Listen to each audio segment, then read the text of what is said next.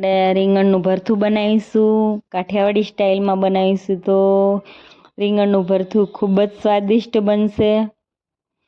શિયાળામાં બધાના ઘરે રીંગણનું ભરથું ખાસ બનતું હોય છે।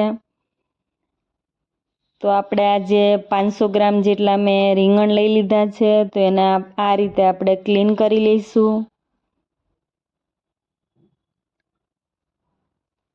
ક્લીન કરી અને ત્યારબાદ આપણે ચપ્પુની મદદથી આ રીતે અંદર સુધી આપણે રીંગણમાં કાપા મૂકીશું। આખા રીંગણમાં આ રીતે આપણે કાપા મૂકી દઈશું।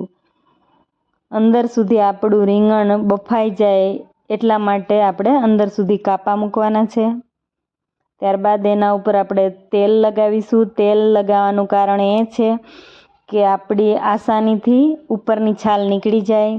ત્યારબાદ આપણે રીંગણને શેકીશું।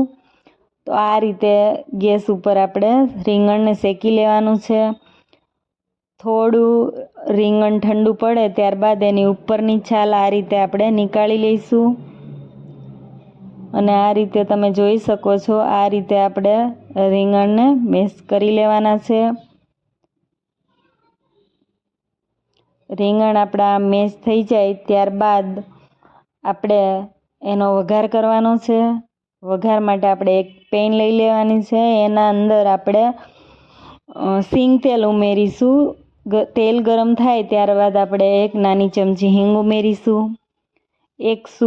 એક ચમચી લસણ, સૂકા લસણની પેસ્ટ, 1 થી 2 લીલા મરચાં,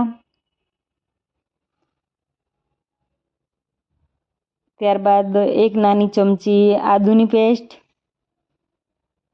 વચ્ચે વચ્ચે આપણે મિક્સ કરતા જઈશું। એક નાની વાટકી લીલું લસણ આપણે ઉમેરીશું। ત્યારબાદ એક મોટી ડુંગળીનું કટિંગ ઉમેરીશું।